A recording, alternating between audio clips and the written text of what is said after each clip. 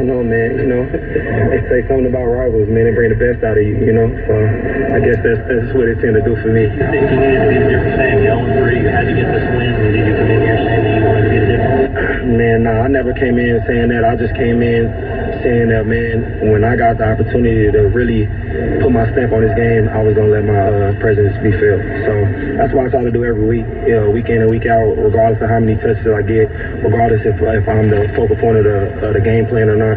I just try to come in and do my assignment. Back to the rivalry, did you notice how much orange was in the building? Yeah, but the thing is this, I tell people this all the time. When you're in an all-black stadium, any other color, it don't matter what color it is, it's going to look like it pop out. You know what I'm saying? So I'm not too much worried about it. I know what our fans do.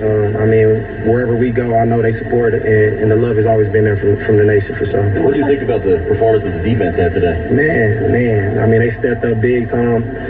I know, like, they made their adjustments and they came out and they balled, man. We got turnover. We scored on the turnover.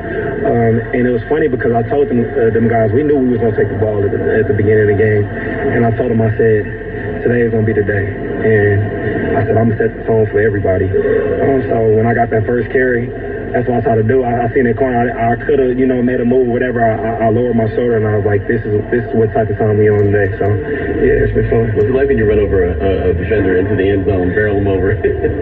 Honestly, I was thinking like, man, he hit me at like the 3 or maybe the 2, and I was stumbling when he hit me. So I was like, if I don't get in this, I don't know if I'm gonna get another chance to score. So I gotta get in there. So that's kind of what I did. I know you had a lot of big runs. So what about Zeus's?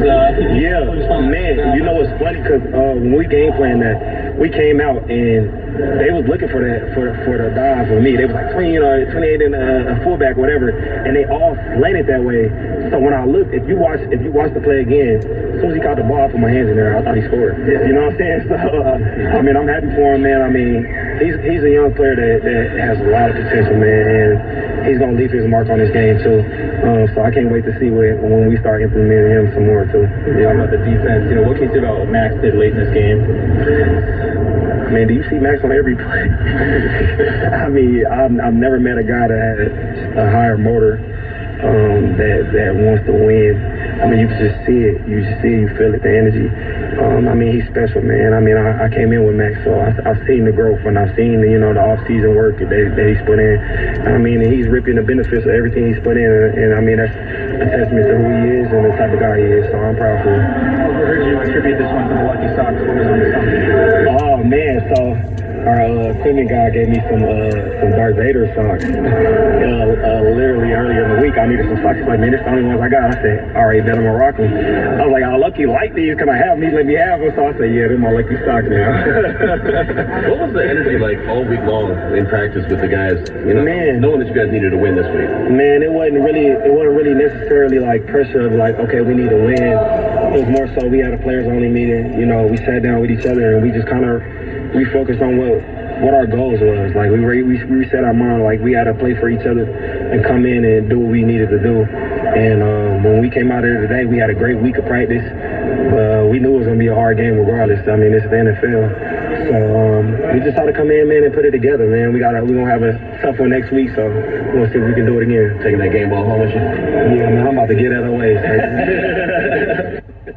There's Josh Jacobs right there after the game in the locker room, and obviously we peppered him with a lot of questions, but I always like listening to Josh Jacobs because he gives you a lot. You know, he gives you a lot of good answers, and, you know, talking about setting the tone, and he went out there, and this is kind of what I was talking about, referring to when I was talking to Amber in the first hour, you know, about Josh Jacobs and his running style. He mentioned, I could have made a move and got to the outside, maybe picked up a few yards, but I lowered my shoulder and hit that dude, right? And it kind of sets the tone. Those are the kind of things.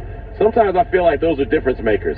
You know, kind of just set that tone and let it be known it's going to be one of those days. And Josh Jacobs did that early and did it often, and obviously the game plan was to feed him.